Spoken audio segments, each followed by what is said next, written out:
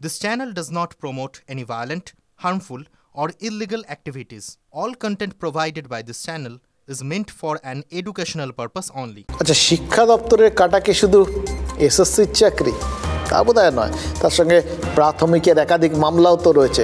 2014 সালে টেটে দুর্নীতির তো ভুরি ভুরি অভিযোগ উঠেছিল। সেই টেটের ভিত্তিতেই তো 2016 সালে নিয়োগ হয়েছে, এবং যে নিয়োগটা হয়েছে 2016 সালে তার প্রায় গোটা প্যানেলটাই, প্রায় 32,000 শিক্ষকের চাকরি বাতিল করে দিয়েছিলেন অভিজিৎ গাঙ্গুলি। এখন অবশ্য তিনি প্রার্থী হয়ে গেছেন, এবং তার ফলে তার সেই সব সিদ্ধান্তগুলো নিয়ে এখন তৃণমূল কেন অনেকের মনেই প্রশ্ন উঠছে।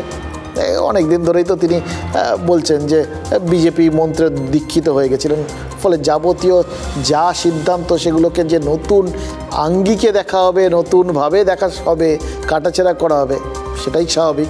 কিন্তু সুপ্রিম কোর্ট সেই নির্দেশে স্থগিতাদেশও দিয়েছিল, এটাও মানতে হবে এবং মনে রাখতে হবে স্থগিতাদেশ দিলেও নির্দেশটা কিন্তু বাতিল হয়নি। এখন এই প্রাথমিকের মামলাটা শুনছেন হচ্ছে বিচারপতি রাজাশেখর মান্থা, আবার ফিরে এসছে হাইকোর্টে, সুপ্রিম কোর্ট থেকে।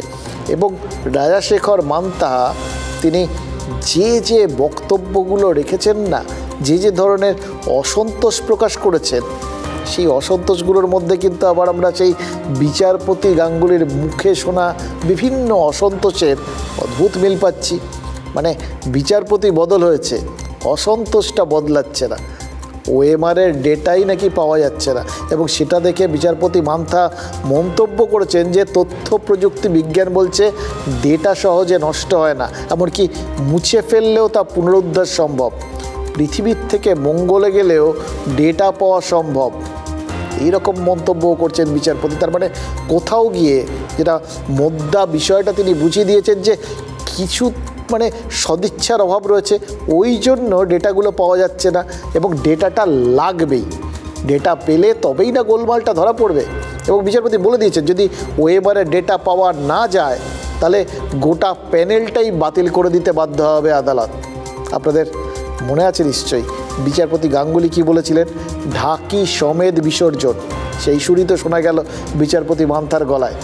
পর্ষদ, সিবিআই একযোগে কাজ করে এই ডেটাগুলো একটু খুঁজে বের করতে পারে না?